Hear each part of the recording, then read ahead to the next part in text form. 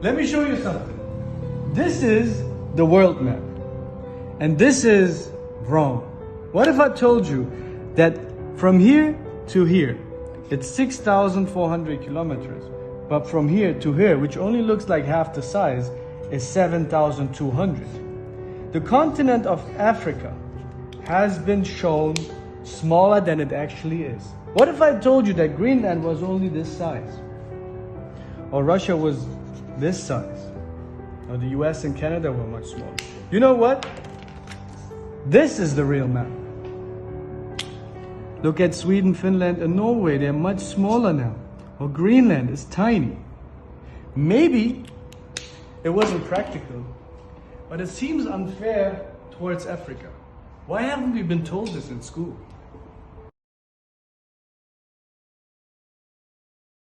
Small, intellectually, politically, and economically insignificant Africa. But is that really true? Now, here are the facts. Africa has a total area space larger than all of Europe, China, and the United States of America combined. Yes, it is 3 times the area of China, 3 times the area of Europe, 3 times the area of United States of America, meaning you can transplant China, Europe, and United States, and several other countries on the Africa continent, and they will fit neatly. Africa is 30.5 million square kilometers and a youthful population of 1.3 billion inhabitants. China is 9.6 million square kilometers and 1.4 billion inhabitants. India has a total space of 3.3 million square kilometers and 1.4 billion inhabitants. Now, yet, Africa is projected as overpopulated, and pressure mounts on Africans and their leaders to depopulate. Why? Why? Now, please note, Africa is home to 60% of the world's arable land, 90% of raw material reserve, 40% of gold reserve, 33% of diamond reserve, 95% of platinum reserve, and holds the largest bauxite reserves in the world.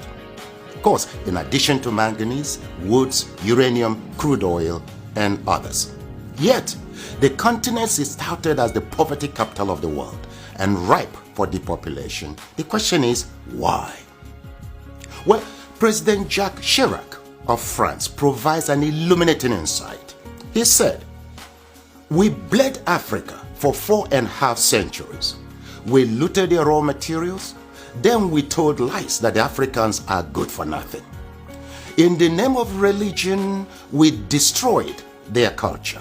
And after being made rich at their expense, we now steal their brains through miseducation and propaganda to prevent them from enacting black retribution against us," unquote. Well, put simply, for over 4 centuries, Africa is not in control of its resources.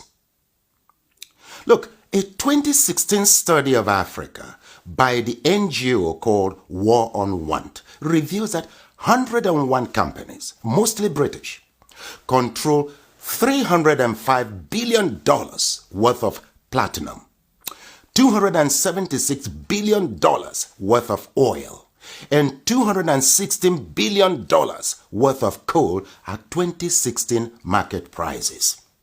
Yes, they own mines or mineral licenses in 37 African countries and control vast swaths of Africa's land, 4 times the size of the United Kingdom.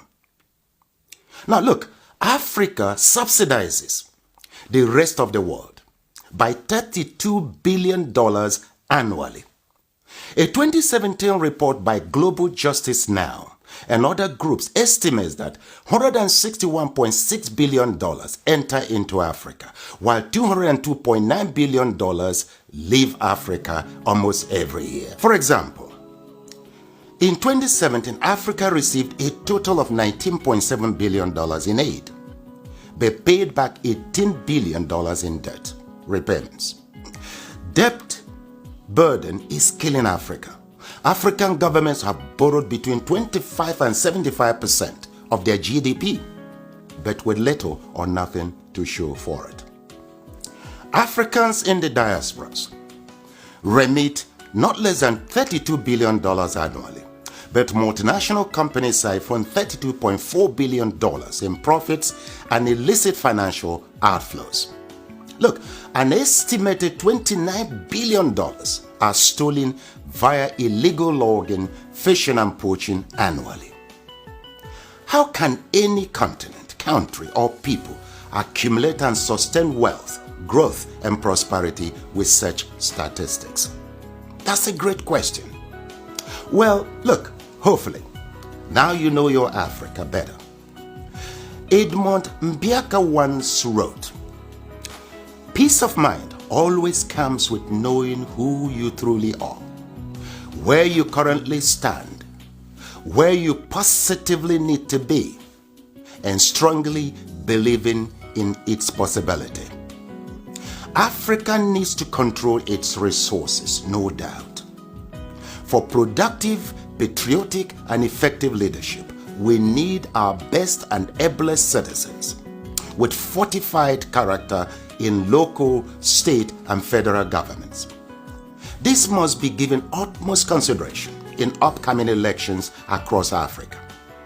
Let me say it once more. Our problem is not the age of our leaders, but unfortified character. It is your responsibility to protect and defend your Africa. The starting point is to educate and transform the mindset of our leaders and peoples. Look, the least you can do is to assist with ensuring that this message reaches every African. Slavery destroyed us. Religion divided us. Ignorance controls us. And truth scares us. With these retrogressive forces, Africa will remain a dark continent. So we must renew our minds. Please share this video in support of my efforts at reconstructing Africa through mindset transformation. You see, together, we will reconstruct Africa and take charge of our destiny. For who controls Africa controls the world. I thank you.